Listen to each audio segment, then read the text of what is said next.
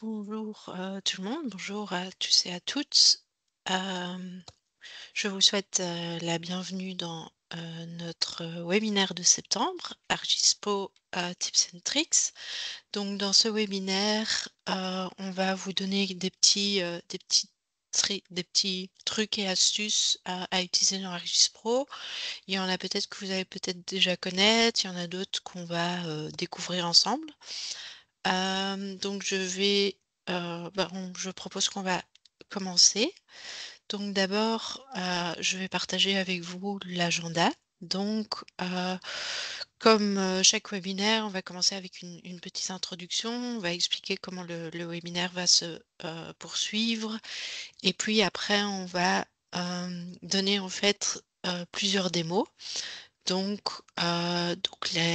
va parler de l'exploration de données, de certaines astuces pour la visualisation des données, l'éditer, l'analyse, les partager et aussi vous donner des astuces pour rester à jour, comme ArcGIS Pro est un environnement qui bouge beaucoup, comme vous avez peut-être remarqué. Et à la fin, on aura du temps pour les questions et réponses. Donc, comme on travaille maintenant dans un nouvel environnement pour les gens qui ont l'habitude de suivre nos webinaires, maintenant on est dans un environnement Teams et donc vous verrez qu'il y a un chat et qu'il y a vraiment un espace questions et réponses, donc Q&A. Et ce qu'on propose, c'est que si vous avez des questions techniques, par exemple, j'ai plus de son ou l'image ou certaines choses comme ça, vous pouvez les mettre dans le chat et que si vous avez des questions très pointues, très précises à propos du contenu, vous pouvez les mettre dans le Q&A et on va les répondre, on va répondre à vos questions à la fin du webinaire. Nous avons aussi, comme nous allons donner beaucoup de démos où on va parler de certains raccourcis, de petits trucs qui vont peut-être que vous allez peut-être pas savoir tout noter ou vous souvenir de chaque petit truc à la fin du webinaire. Donc dans quelques jours, on vous enverra également déjà le lien vers le webinaire qui sera publié en ligne, mais également un petit document avec pour que vous puissiez parcourir les astuces qu'on vous donne à votre aise. Et donc on va parler de ces petits raccourcis, etc. Donc si tout le monde est prêt, je propose qu'on va commencer ce webinaire et on va commencer avec une petite introduction. Donc juste pour vous expliquer encore une fois, peut-être que vous êtes déjà au courant, mais on aime bien répéter les choses. Qu'est-ce que ArcGIS Pro? Donc c'est une application desktop qui est une solution pour la gestion des données géospatiales avec un ensemble complet de fonctionnalités, applications et d'outils pour créer des analyses, des visualisations, etc. Donc c'est un outil très puissant avec lequel on peut travailler pour tout ce qui touche les données géospatiales. Et donc, dans ce webinaire-ci, on va vraiment se concentrer sur l'application desktop, donc pas la publication des données sur un portail, etc., créer des applications, mais vraiment sur les petits trucs qu'on peut utiliser dans ArcGIS Pro. Donc, d'abord, on va parler de l'exploration des données. Donc, c'est par exemple des raccourcis utiles pour gérer des couches, pour ouvrir notre table attributaire, mais aussi pour faire ce qu'on appelle du data engineering. Donc, c'est pour faire des analyses de nos données. Donc, je vais parcourir avec vous notre première petite démo. Et donc ici, par exemple, j'ai une carte avec plusieurs couches et je peux les cocher, les décocher, mais peut-être que j'ai envie de les cocher en même temps. Donc en fait, ce que j'ai fait, c'est que j'ai cliqué sur la carte et que j'ai cliqué sur CTRL, contrôle, et donc j'ai activé les couches en même temps. Je peux faire la même chose si je clique sur le petit triangle pour activer donc ce qu'on appelle les légendes. Donc nouveau avec un CTRL ou si je veux pas toucher sur la carte, je peux faire un CTRL plus espace. Je peux aussi rechercher des couches en tapant leur nom. Donc par exemple ici, j'ai retrouvé très vite mes couches, qui parlent d'électricité. Et donc maintenant, je recommence de nouveau à activer et désactiver, toutes mes couches. Je peux aussi travailler avec ce qu'on appelle les géosignets. C'est peut-être quelque chose que vous connaissez. Donc c'est les endroits qu'on utilise souvent dans une carte où on peut naviguer facilement. Mais on voit en fait qu'il y a certaines options comme par exemple montrer les descriptions. C'est peut-être quelque chose que vous ne connaissez pas. Et donc ça, aide à comprendre de quoi, le géosignet traite. On peut aussi les mettre dans un panneau qu'on peut mettre comme par exemple le panneau de géotraitement et on peut à tout moment décider de montrer ou de faire disparaître la description ou de les mettre, dans une vue, galerie ou plutôt, outline. Hem, on a plusieurs options par géosignet, c'est donc de zoomer vers, le géosignet spécifique, ou par exemple ici dans cet exemple-ci, je vais changer, la carte d'arrière-plan et au moment où je change la carte d'arrière-plan, je vois en fait que, mon géosignet n'a pas été actualisé, mais si je pousse sur le bouton actualiser, je vois que la carte d'arrière-plan dans mon géosignet a été actualisée aussi. Donc je peux actualiser mes géosignets si je fais des modifications dans ma carte. Hem et puis après je peux piner, dépiner, ceci et je peux aussi chercher des géosignets si j'en ai beaucoup. Je peux chercher sur le nom ou sur la description pour retrouver plus facilement mes géosignets. Hem, Après ce que je peux faire, également, c'est ouvrir la table attributaire. Donc je peux le faire avec un clic droit, mais je peux également utiliser, comme on voit ici, un contrôle plus T. De cette manière, je peux ouvrir ma, heu, table attributaire et je peux faire des sélections par attribut, donc ou bien je peux les faire dans la table attributaire elle-même, comme je vais faire ici. Donc je vais rajouter un query, mais je pourrais aussi les faire au-dessus de ma carte. Qu'ici je vais, chercher tous les points d'intérêt qui sont, égales à hôtel et de cette manière, en fait, je peux les sélectionner dans ma table attributaire. Donc je vois qu'elles sont surlignées en bleu et je peux décider de ne que montrer, les sélections et donc je peux décider de travailler qu'avec la sélection dans ma table attributaire. Je peux lui donner une autre couleur si, je le souhaite. Je peux également aller inverser ma sélection, donc sélectionner moi tout ce qui n'est pas un hôtel. Et puis alors je peux aussi aller, ce qu'on appelle nettoyer, clear, mes sélections si je veux continuer avec travailler avec tous mes données. Donc il y a plusieurs manières de le faire, comme vous voyez ici. Hem et donc je peux, faire de cette manière ou cliquer ici sur à gauche pour, faire le nettoyage de mes données, de ma sélection.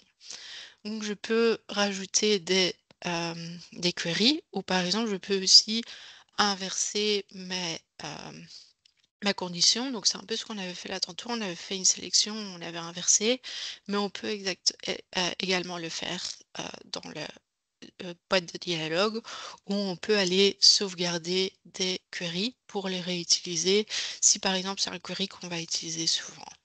Alors on peut le, charger dans ce qu'on appelle les, requêtes de définition ou les definition queries et là, au lieu de travailler avec une sélection, on va filtrer les données pour que par exemple, dans notre table attributaire, on ne voit que les hôtels et qu'on va que travailler avec ces données sans modifier les données sources. Et depuis le tab data, on peut changer de definition query tout le temps. Et par exemple, ici, on va aller chercher tous les musées.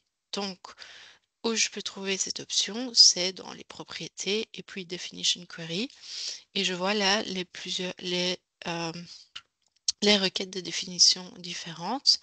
Je peux leur donner un nom, qui parle pour être sûr de savoir, quelle, requête je définis. Je peux aller en, sauvegarder, je peux les activer et cetera et cetera. Donc maintenant j'en ai rajouté et je les vois, tout de suite dans ma liste où je peux faire sur none et à ce moment-là, je vais travailler avec toutes mes données. Je peux également, si je vois On peut également aller charger des requêtes qu'on a sauvegardées. Donc, c'est ce qu'on avait fait là tantôt. On avait sauvegardé une requête et maintenant on va aller la charger. Par exemple ici, donc mon expression. Et donc de cette manière, je peux la réutiliser dans plusieurs fois, à plusieurs endroits, peut-être même dans plusieurs cartes, sans devoir aller chercher cette définition. Euh, Après, je peux aussi aller décider la granularité de mes sélections. Par exemple, ici, j'ai fait une sélection et en fait, ça a sélectionné toutes mes couches. En utilisant le list by selection, comme vous voyez ici, j'ai pu en fait aller désélectionner certaines couches pour n'utiliser qu'une, ou bien je peux cocher par exemple que la couche d'attraction touristique pour être sûr que quand je vais faire une sélection, ça ne va que sélectionner mes attractions touristiques et non toutes mes couches avec toutes mes autres entités. Donc ça, c'est un truc très intéressant quand je fais des sélections pour éviter d'aller sélectionner des choses dont je ne suis pas intéressée.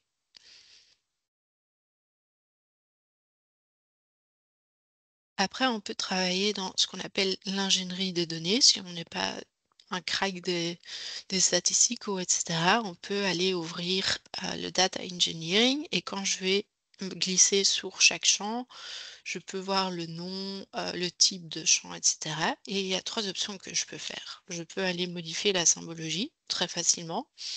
Donc ici, avec un clic, j'ai créé une symbologie unique.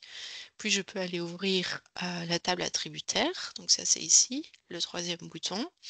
Et là, il va vraiment se concentrer sur ce champ que j'avais sélectionné où il peut créer une graphique. Donc c'est ce qu'on va faire ici avec par exemple le nombre d'hôtels, etc., etc. Donc on peut faire des histogrammes, on peut faire plein de choses en fait avec ce data engineering. On peut aller calculer des statistiques. On peut aller filtrer sur par exemple, donc voilà, par exemple ici on a créé des statistiques sur le tourisme ou sur un champ numérique et on a vraiment créé une table statistique avec toutes les valeurs. Ou si c'est du texte, c'est un peu plus compliqué. Là, on va plutôt aller voir quelles catégories sont utilisées souvent et lesquelles sont moins fréquentes. Et puis, on peut aller filtrer par type de champ. Donc, par exemple, je ne veux que voir les champs numériques ou les champs de texte. Ça, c'est possible aussi. Et de cette manière, en fait, je peux aller mieux comprendre mes données dans ma table attributaire. Je peux également aller chercher, par exemple, vérifier s'il y a des valeurs nulles dans ma table, dans ma colonne. Je peux aller les sélectionner et de cette manière, en fait, je peux aller très facilement aller changer mes valeurs qui n'ont pas de valeur, de valeur nulle, pour les modifier et pour pouvoir les utiliser heu, dans ma table.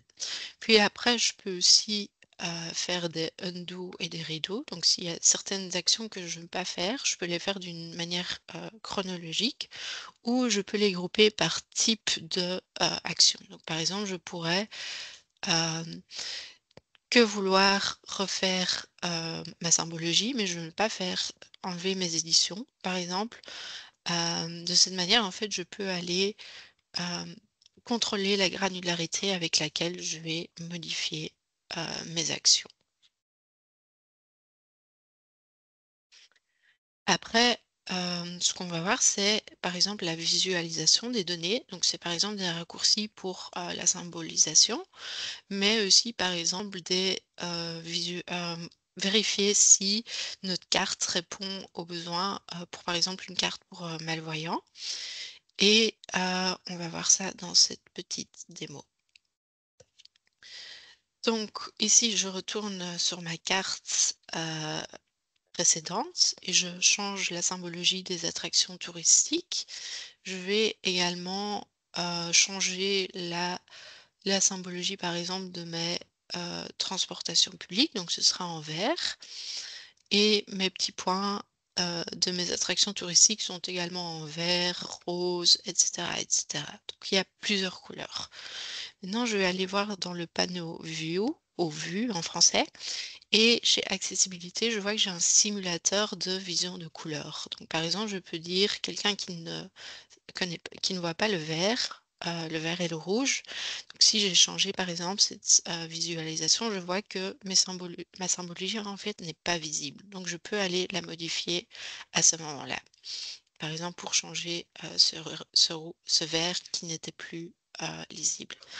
Je peux, aller modifier chaque symbole, manuellement, ou je peux aller choisir, d'appliquer le même symbole, pour toutes les catégories en même temps. Donc, par exemple, ici, je vais lui donner le symbole, landmark, et après je veux changer la couleur, donc le schéma de couleur, heu et de cette manière, en fait, j'ai très facilement changé ma symbologie, hem, en utilisant quelques clics et en ne devant pas, définir ma symbologie par, catégorie.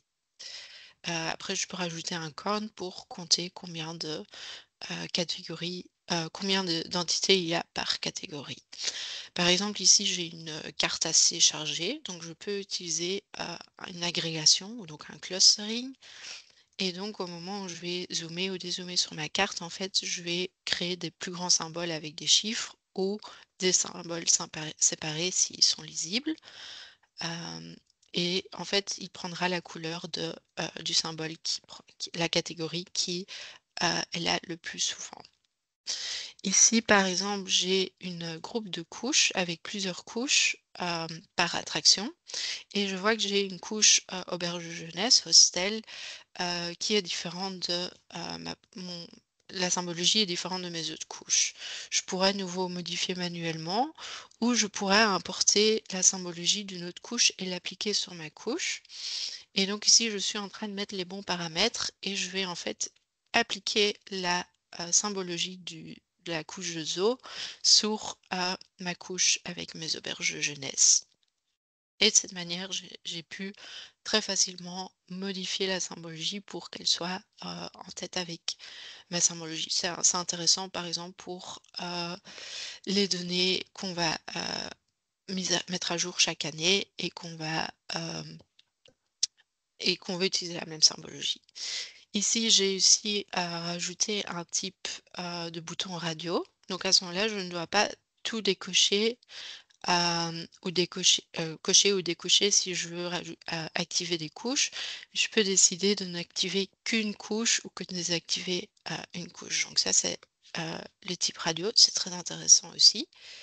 Et après, ce que je peux faire, la dernière astuce pour la visualisation, c'est, les étiquetages. Donc je peux aller choisir List by Labeling, et donc je peux activer en même temps, l'étiquetage pour plusieurs couches sans devoir tous les cocher ou les décocher, et je peux aller modifier en fait l'étiquetage pour, plusieurs couches en même temps, donc les propriétés, en, utilisant donc ce panneau, labeling. Donc par exemple ici je vais le mettre, d'abord en blanc, mmh, peut-être plutôt en rouge, et donc quand je vais changer de couche, je vois que l'étiquetage a été appliqué sur chaque couche, différente, alors que j'ai que fait la manipulation une fois et pas, plusieurs fois. Donc ça, c'était pour, la visualisation des données, mais on va aussi, vous donner des trucs et des astuces pour faire la manipulation de données, pour garder une vue sur les données et donc optimaliser son expérience.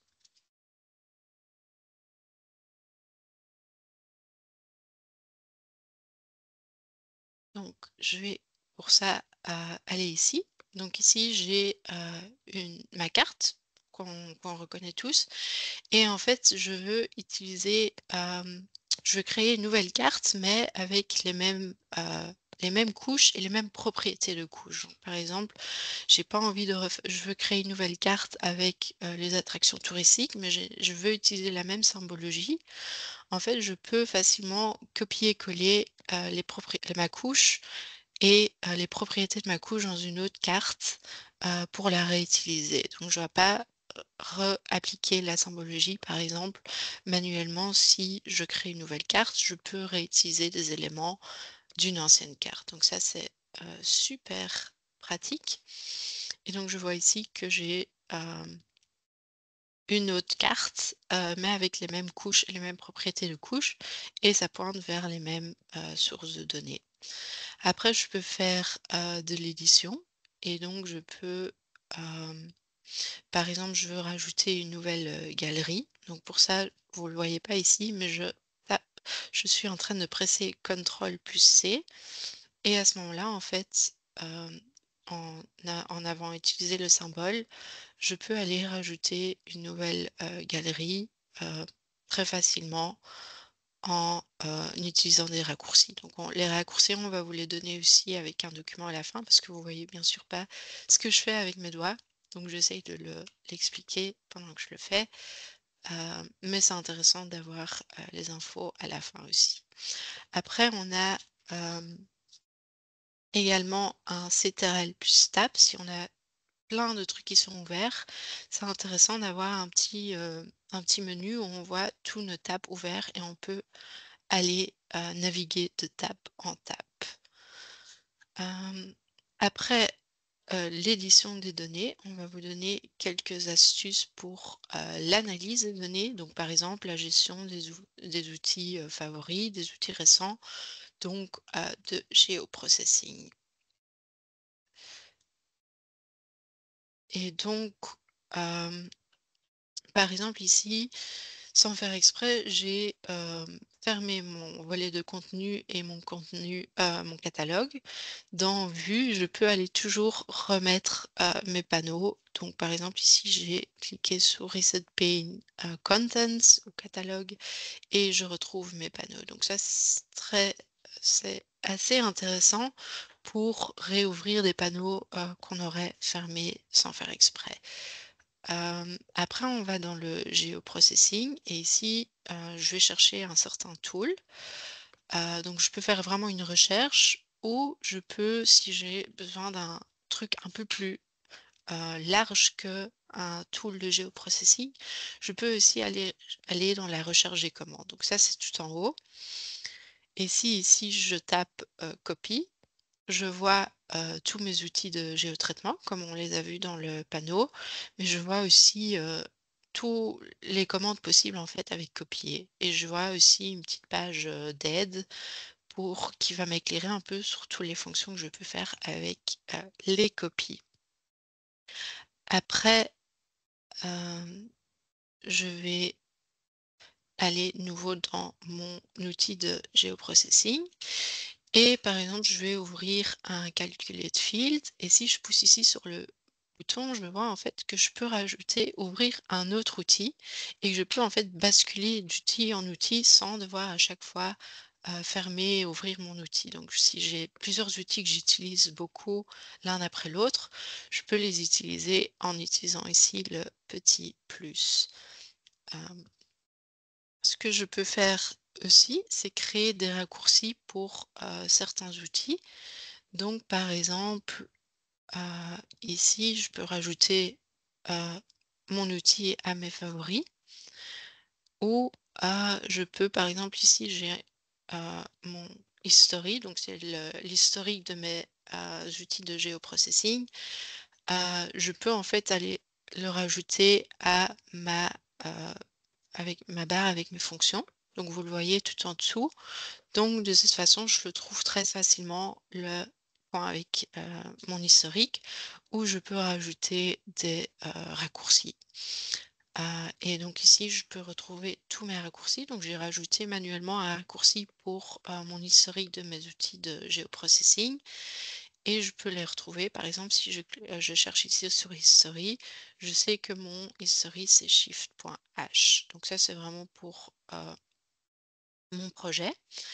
Je peux également appliquer donc une historique, la rajouter dans mes favoris. Donc à ce moment-là, je vais toujours retrouver l'historique de cet outil que j'ai utilisé. Ou je peux également le rajouter à un modèle, par exemple un modèle builder. Et donc il va reprendre tous les paramètres que j'avais utilisés et qui ont été sauvegardés dans l'historique de mon outil de géoprocessing. À part ça, je peux également, donc ici je vais vite aller le supprimer, mais à part ça, mon outil, je peux également aller le rajouter dans une fenêtre Python. Hem et donc de cette manière, donc je vais remonter un peu.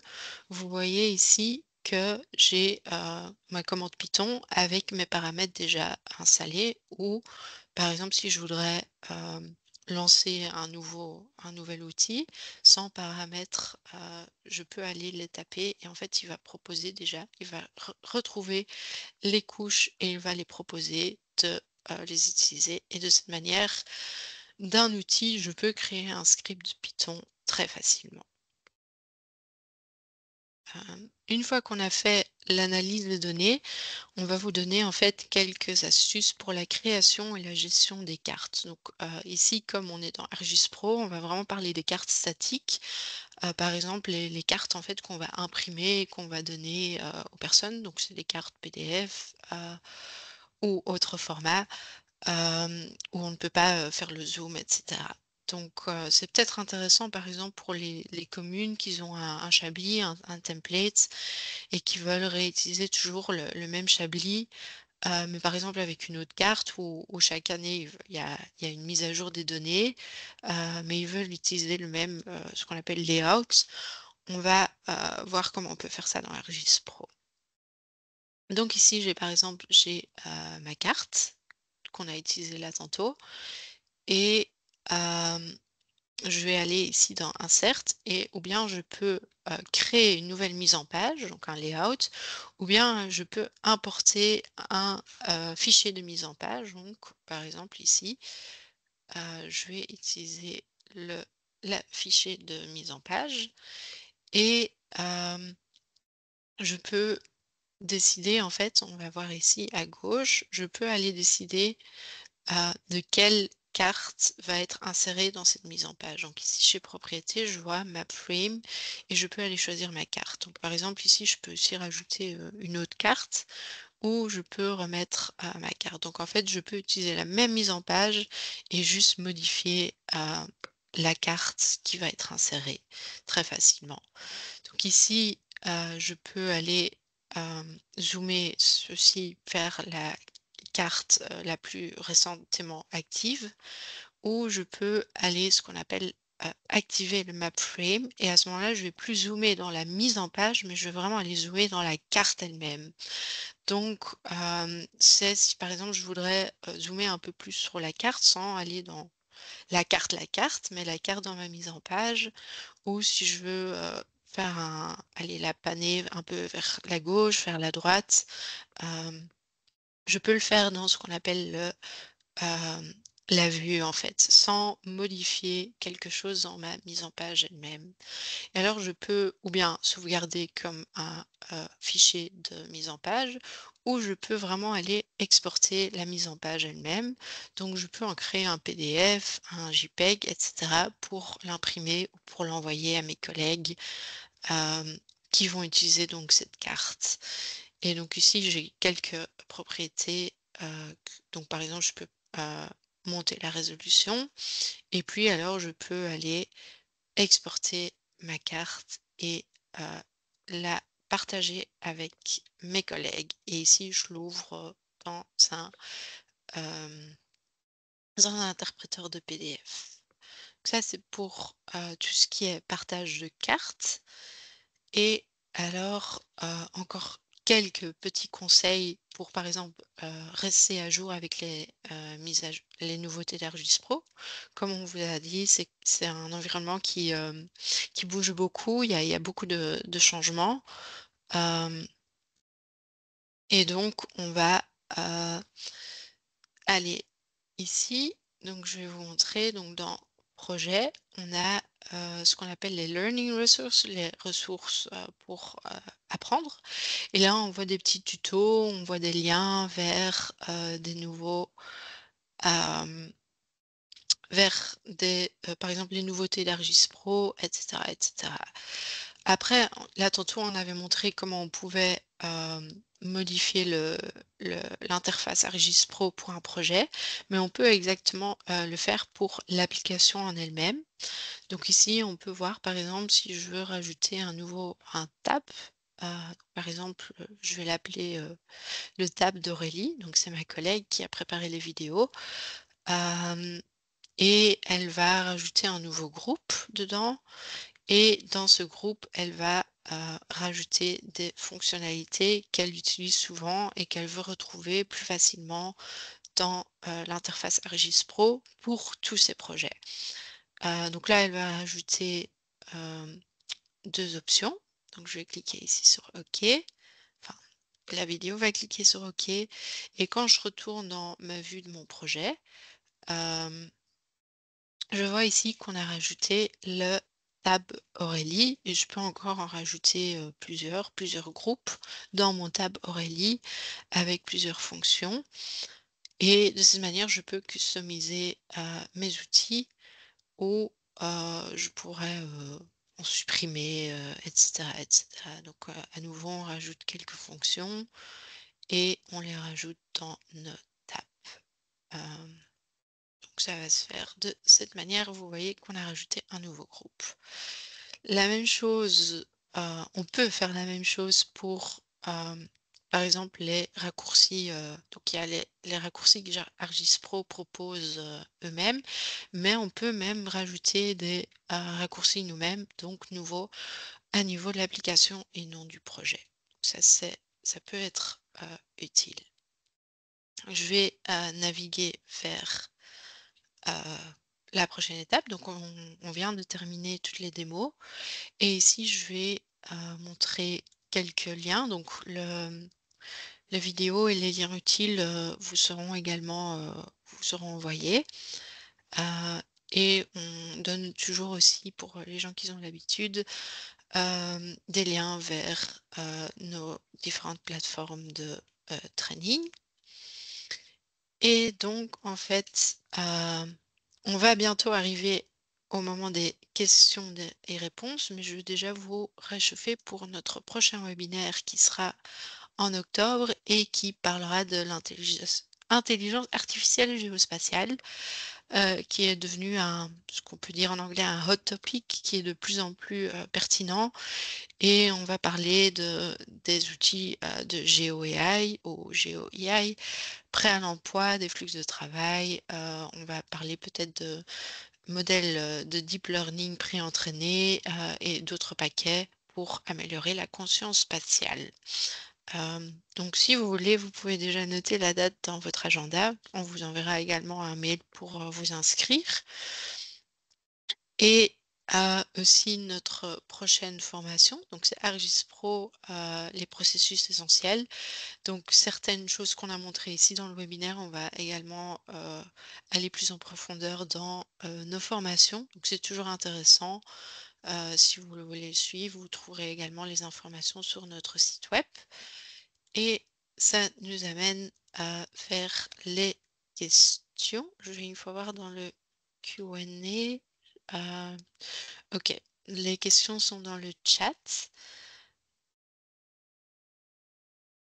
Donc j'ai une question de Daniel. Comment insérer un fichier MXD dans ArcGIS Pro et la modifier en créant d'autres couches d'entités? Donc je n'ai pas ouvert ArcGIS Pro, mais je peux le faire. Donc un fichier MXD, c'est vraiment un fichier, c'est une carte, c'est une mise en page. Et donc en fait, on peut, donc vous avez vu qu'on avait, je vais vous le montrer, ça va être plus facile, mais il faut un peu charger.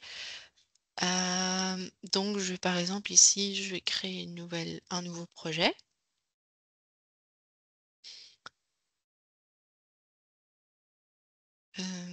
Je ne partage pas mon écran, enfin je ne partage pas le bon écran. Je vais vite partager.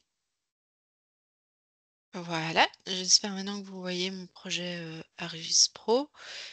Et donc ici, vous avez ce qu'on appelle le bouton Insert et vous pouvez, ici vous avez un bouton Import Map. Donc votre MXD que vous avez que vous aviez par exemple dans ArcMap, vous pouvez en fait l'importer ici. Donc ici, ils le disent: «Import an existing ArcMap, ArcGlobe or Scene document». Donc là, vous aurez, toutes vos couches et cetera. Mais il faudra bien faire attention évidemment de, connecter à la bonne, base de données, pour en fait pointer vers les bonnes, couches.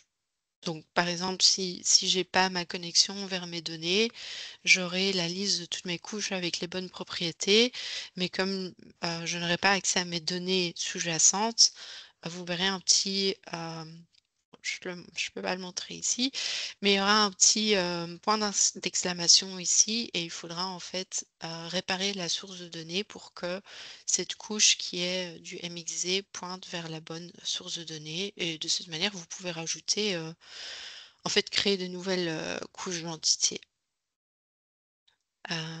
Puis je vais voir la question de, Lucie. Comment créer un fichier de mise en page? Donc je vais repartager mon écran. Donc comment créer un fichier de mise en page? Je clique ici sur insérer et ici je crée new layout, nouvelle mise en page et je peux par exemple choisir par exemple un A4 et ici j'ai créé une mise en page. Hem Et celle-ci, je peux, je vais aller voir share. Je peux, heu, l'enregistrer comme fichier de mise en page pour l'importer quelque part d'autre ou je peux l'exporter comme un PDF et cetera. Bon, ici, il y a pas encore tous les éléments, donc comme j'avais montré, là tantôt dans la démo, mais donc par exemple, je pourrais rajouter, heu, une nouvelle carte dedans. Rajouter un titre, et cetera, et cetera. Et donc en fait, ça, c'est ma, ma mise en page.